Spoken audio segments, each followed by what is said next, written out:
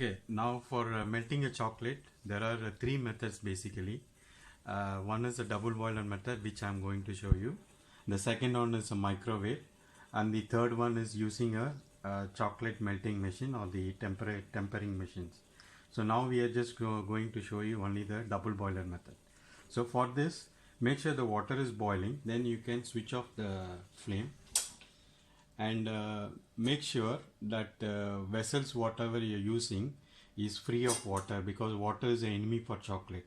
Even a drop of water falling into chocolate can curdle it, so you have to be very careful. Make sure it is dry. So just put the chocolates, it's available in blocks, so make sure you cut into smaller pieces.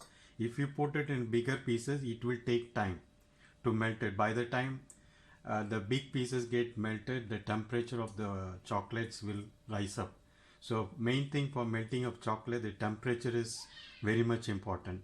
And today I'm using a dark chocolate, so you can melt the dark chocolate temperature between 45 to 50 degree. It should not melt more than 50 degree, otherwise the chocolate cocoa gets burned and it will give you a bitter taste. So just water is now stopped boiling. Just leave the vessel on top of the double boiler and you just keep mixing it.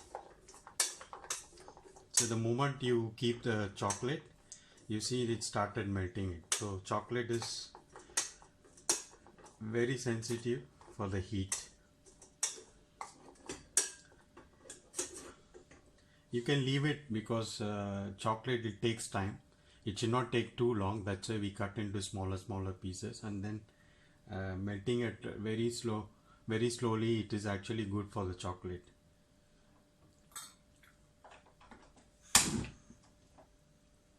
If you think that the temperature is very low, you can just switch on the gas and keep it at low flame.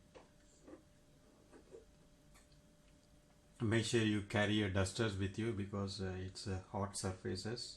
You need to be very careful.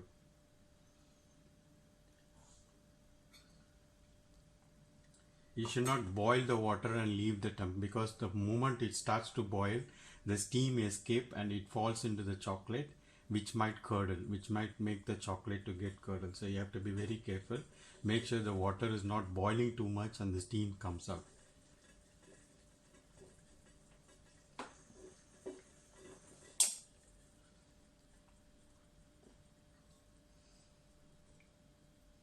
You can take it out a bit and just hold it, because it's a little hot, and you see the chocolate is melting. I'm using only 100 grams of chocolate. You can use any branded chocolates, whichever is available with you, or some people is asking about some other chocolates like Dairy Milk, Galaxy. So that chocolate also can be used. Only thing, the temperature is very important for melting the chocolate. Not only for melting, it's for tempering also. The dark chocolate temperature should not exceed above 50 degree while melting, whereas the milk chocolate and white chocolate, it should be melted within 40 to 45 degree.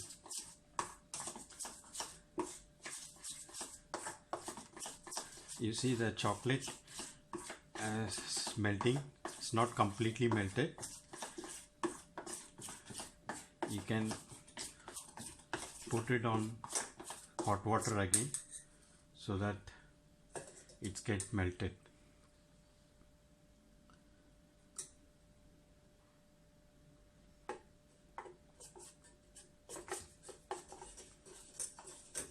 Some people use thermometer just to make sure that temperature is achieved properly, in order to get a proper shining on the finished product, and the structure, it looks nice. So it's always safe to use thermometer to check their temperatures. Are we getting the right temperature or not?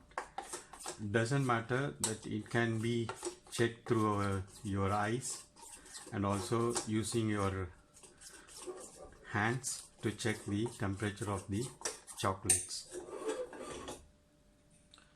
See, if you don't have thermometer, the simple way is to check. The most sensitive part is our palm, this area. So you can just take the melted chocolate and just put a drop of chocolate. You should feel warm. It should not feel too much hot. If you feel warm, means the chocolate temperature is right for tempering now. So this is one way of checking it. For this, no need thermometer. So now the chocolate is completely melted. This is the best way of doing it. Don't leave the chocolate vessels on the hot water for a long time, because it might increase the temperature of the chocolate. So always, like, on and off, it's always the best method of melting the chocolate. Now chocolate is ready. Now we are going to temper the chocolate. Another method is melting the chocolate is using microwave. Same way, cut the chocolates into small pieces, put it in a microwave bowl, and then leave it for 30 seconds only, not more than that. It depends on the volume. However, 30 seconds, it should not melt it more than 30 seconds. Otherwise, your chocolate cocoa gets burned and gives you a burnt taste to the chocolate. Okay, now we have melted the chocolate. Now we are going to temper the chocolate. The melting and tempering, there is a difference. Melting is just put the chocolate and melt it and use it. And this one is tempering. After, if you want to set your chocolate at the room temperature, we need to temper it. Temper is this, temperature is involved. We have to bring the chocolate temperature below 30 degree. 32 or 30 is fine for dark chocolate. That means below your body temperature. For this also, you no need a thermometer. If you have thermometer, is fine. For dark chocolate, you have to bring below your body temperature. So which ideally for tempering temperature for dark chocolate is 32 to 29 degree. So same thing, same temperature. To temper it, there is 2-3 methods involved.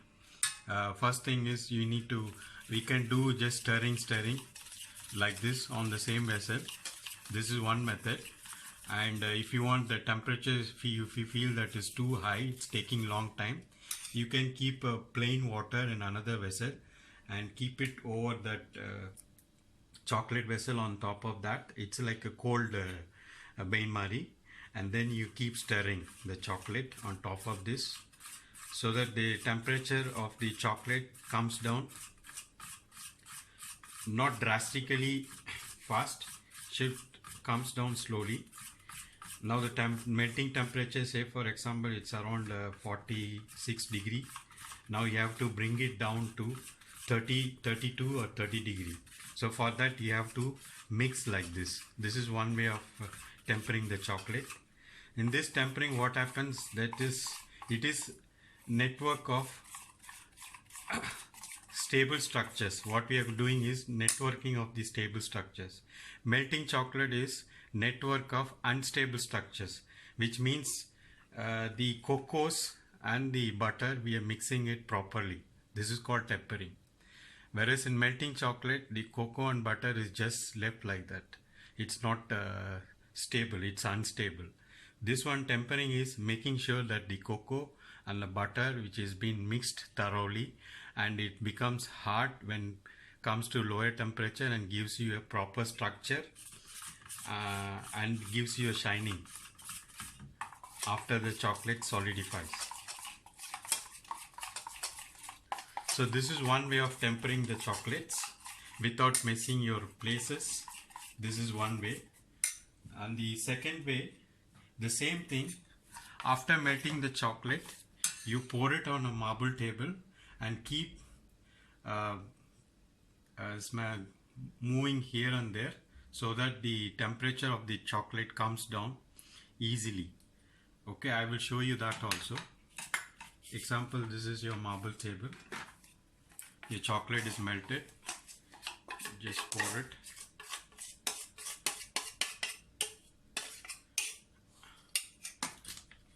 No need to put all the chocolate.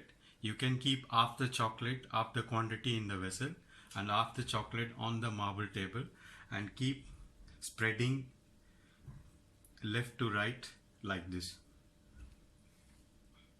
so that the temperature of the chocolate slowly goes down and it's ready for tempering. You can check with thermometer or check with the method which I told you. So once you feel that the temperature is achieved, then you can put the chocolate back to the vessel. Another method is using the tempering machine, which has got a temperature setting for melting, and then after the melting you just leave the chocolate for tempering. There is a wheel which rotates the chocolate and keeps rotating inside the chocolate machine, and the chocolate gets evenly mixed with the cocoa butters. That's a ready-made machine which is available in the market, and this is the best way doing at home.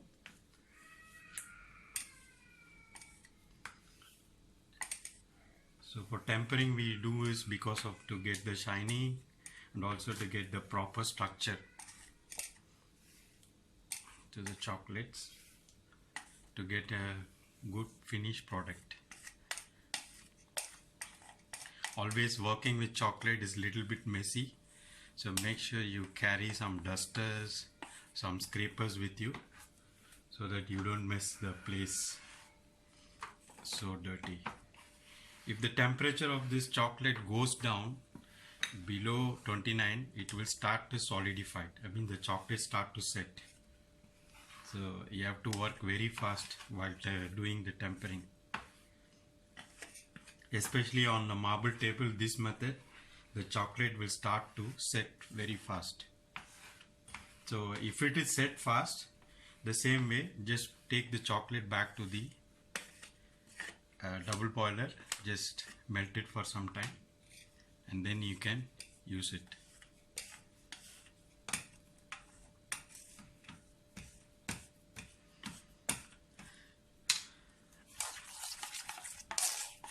Now you see the chocolate is getting very thick because its temperature is becoming less.